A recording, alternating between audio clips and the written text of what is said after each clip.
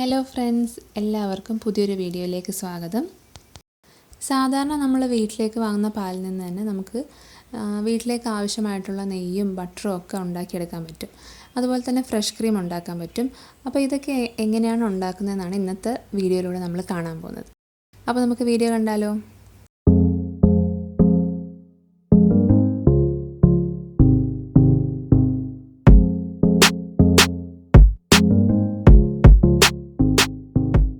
ആദ്യം നമുക്ക് പാൽപ്പാട എങ്ങനെയാണ് സ്റ്റോർ ചെയ്യേണ്ടതെന്ന് നോക്കാം.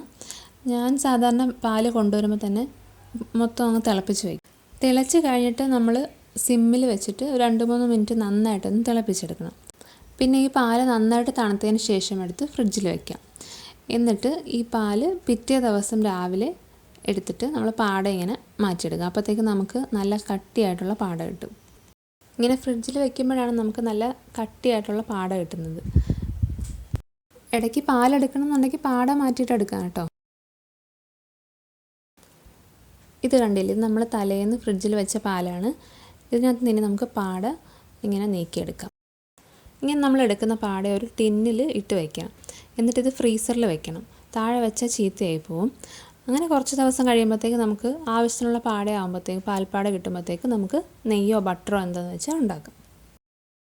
അങ്ങനെ ഞാൻ എടുത്തു വെച്ച പാൽപ്പാടയാണിത്. ഇതിപ്പോൾ ടിന്ന് നിറഞ്ഞു. എനിക്ക് തോന്നുന്നത് 2 ആഴ്ചയിൽ കൂടുതൽ ആയെന്ന് തോന്നുന്നു കേട്ടോ. എനിക്ക് കറക്റ്റായിട്ട് ഓർമ്മയില്ല. ഇവിടെ നമുക്ക് നല്ല പാലാണ് കിട്ടുന്നത്. അപ്പോൾ ഇപ്പം തന്നെ ഒരുപാട് പാൽപ്പാട കിട്ടും. അപ്പോൾ നമ്മൾ ഉണ്ടാക്കുന്നതിന് മുന്നേ ഒരു 2-3 മണിക്കൂർ മുന്നേ ഫ്രീസറിൽ നിന്ന് എടുത്ത് പുറത്ത് വയ്ക്കണം.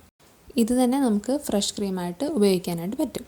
അപ്പോൾ കറികളിൽ ഇടുന്നതിന് മുന്നേ മിക്സിയുടെ ചെറിയ ജാറിലിട്ട് ജസ്റ്റ് ഒന്ന് അടിച്ചെടുത്താൽ മതി. എന്നിട്ട് നമുക്ക് കറിയിലോട്ട് ഇട്ട് കൊടുക്കാം. ഇതുപോലെ കറികളിലൊക്കെ ഇട്ട് കൊടുക്കുകയാണെങ്കിൽ നല്ല ടേസ്റ്റും ആയിരിക്കും. അതുപോലെ നല്ല തിക്ക് ഗ്രേവിയും കിട്ടും. ഇതിപ്പോൾ ഞാൻ രാജ്മയിലാണ് ഇട്ട് കൊടുത്തിരിക്കുന്നത്. ഇനി ബട്ടർ എങ്ങനെയാണ് തയ്യാറാക്കുന്നതെന്ന് നോക്കാം. അതിന് വേണ്ടിയിട്ട് ഈ ജാറിൽ നമ്മൾ പകുതിയോളം വെള്ളം എടുക്കുക. അതിനകത്ത് ഈ പാൽപ്പാട ഇട്ട് കൊടുക്കുക. എല്ലാം കൂടി ഒരുമിച്ച് ഇട്ട് കൊടുക്കരുത്, കുറച്ച് കുറച്ചായിട്ടിട്ട് നമുക്ക് അടിച്ചടിച്ചെടുക്കാം. ഇത് ചെയ്യുമ്പോൾ ഉച്ചയ്ക്ക് ചെയ്യരുത്. ഒന്നെങ്കിൽ രാവിലെ ചെയ്യുക, അല്ലെങ്കിൽ വൈകിട്ട് ചെയ്യുക. അപ്പോൾ നിങ്ങൾ ഒരുപാട് ചൂടുള്ള സ്ഥലത്താണ് താമസിക്കുന്നതെന്നുണ്ടെങ്കിൽ തണുത്ത വെള്ളം, അതായത് ഫ്രിഡ്ജിൽ വെച്ച വെള്ളത്തിൽ അടിച്ചെടുത്താൽ മതി. അപ്പം ബട്ടർ നന്നായിട്ട് തെളിയും. 2-3 മിനിറ്റ് കഴിയുമ്പോഴത്തേക്കും ആ മിക്സിയുടെ സൗണ്ട് ഒന്ന് ചേഞ്ച് ചെയ്ത് തുടങ്ങും. അപ്പോൾ ഒന്ന് തുറന്ന് നോക്കുക, ആയൊന്ന് ആയിട്ടില്ലെങ്കിൽ കുറച്ച് നേരം അടിക്കാം. എനിക്കിപ്പോൾ ഇങ്ങനെ ട്രാൻസ്പെറൻ്റ് ആയതുകൊണ്ട് കാണാൻ പറ്റും ഇങ്ങനെ ബട്ടർ തെളിയുന്നോ ഇല്ലയോ ഒന്ന്. കണ്ടില്ലേ, ഇതുപോലെ നമ്മളിങ്ങനെ ഉരുട്ടി എടുക്കണം. എന്നിട്ട് ഒരു പാത്രത്തിൽ വെള്ളം എടുത്തിട്ട് ഈ ബട്ടറെല്ലാം ആ വെള്ളത്തിലോട്ട് തന്നെ ഇട്ട് കൊടുക്കണം. ബട്ടറെല്ലാം എടുത്ത് മാറ്റിയതിന് ശേഷം നമ്മൾ ഒന്നുകൂടി അടിക്കുക ഇത്.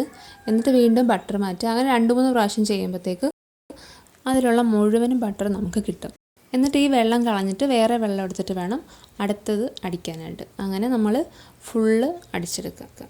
ഇടയ്ക്ക് ബട്ടർ തെളിയുന്നില്ല എന്ന് തോന്നുവാണെങ്കിൽ അത് ജാർ ചൂടായിട്ടാണ്, ഒന്നെങ്കിൽ 2-3 ഐസ് ഇട്ട് കൊടുക്കുക, അല്ലാന്നുണ്ടെങ്കിൽ കുറച്ച് കഴിഞ്ഞിട്ട് ചെയ്യാം. ഇതേ കണ്ടില്ല, നമുക്ക് ഇത്രയും ബട്ടർ കിട്ടിയിട്ടുണ്ട്. ഇതിൽ നിന്ന് കുറച്ചെടുത്ത് ഞാൻ മാറ്റി വയ്ക്കും ബട്ടറായിട്ട് തന്നെ. ബാക്കി നെയ്യാക്കി എടുക്കും. അങ്ങനെ സാധാരണ ചെയ്യാം. ഇത് നല്ല സോഫ്റ്റാണ് കേട്ടോ. നമ്മൾ ഈ വെള്ളത്തിലിട്ട ബട്ടർ ഒന്നും കൂടി വേറൊരു വെള്ളത്തിലിട്ട് കഴുകിയെടുക്കണം. കഴുകി മീൻസ് ജസ്റ്റ് ഒന്ന് മുക്കിയെടുക്കാം. എന്നിട്ട് അതൊരു പാനിലേക്ക് മാറ്റിയിട്ടുണ്ട്. ഇനി നെയ്യ് ഉണ്ടാക്കും. ഇനി പ്രത്യേകിച്ച് പണിയൊന്നുമില്ല. സ്റ്റൗ കത്തിക്കുക, ഇടയ്ക്കിടയ്ക്ക് ഇളക്കി കൊടുക്കുക. ഈ സൈഡിൽ നിന്നൊക്കെ ഉരുക്കി തുടങ്ങിയിട്ടുണ്ട്. നമ്മൾ ഈ ഫുൾ ഉരുക്കി വരുന്നത് വരെ ഹൈ ഫ്ലെയിമിൽ വെക്കുക. അത് കഴിഞ്ഞിട്ട് സിമ്മിൽ വെച്ചിട്ടോ അല്ലെങ്കിൽ മീഡിയത്തിൽ വെച്ചിട്ടോ ചെയ്താൽ മതി.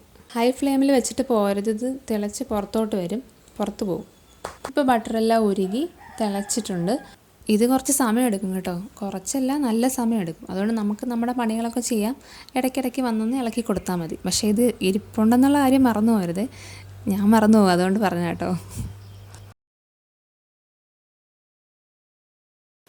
കണ്ടോ, തിളച്ച് നല്ല മഞ്ഞ കളറായി. ഇനി ഇതുപോലെ സെപ്പറേറ്റ് ചെയ്യാൻ തുടങ്ങും. ഇനി ഇതെല്ലാം താഴെ അടിയും.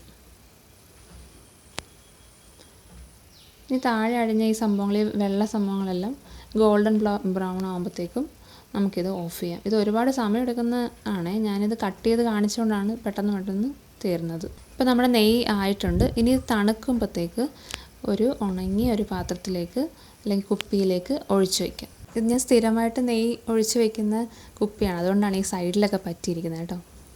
പിന്നെ നെയ്യ് ഉണ്ടാക്കി വെച്ചതിന് ശേഷം അടച്ച് വയ്ക്കരുത്. അപ്പോൾ അങ്ങനെ നെയ്യും റെഡി ആയിട്ടുണ്ട്. ഇത് നല്ല നല്ല കളറാണ്, കണ്ടില്ലേ, നല്ല കളറുമാണ്, നല്ല മണമാണ്, നല്ല ശുദ്ധമായ നെയ്യാണ്. അതുകൊണ്ട് നിങ്ങളെല്ലാവരും ട്രൈ ചെയ്ത് നോക്കുക. കുറച്ച് പണിയാണ്, എന്നാലും നമുക്ക് നല്ല ശുദ്ധമായിട്ടുള്ള നെയ്യ് കഴിക്കാമല്ലോ. അപ്പോൾ ഇന്നത്തെ വീഡിയോ കഴിഞ്ഞു. ഇനി നമുക്ക് അടുത്ത വീഡിയോയിലൂടെ കാണാം. ബൈ.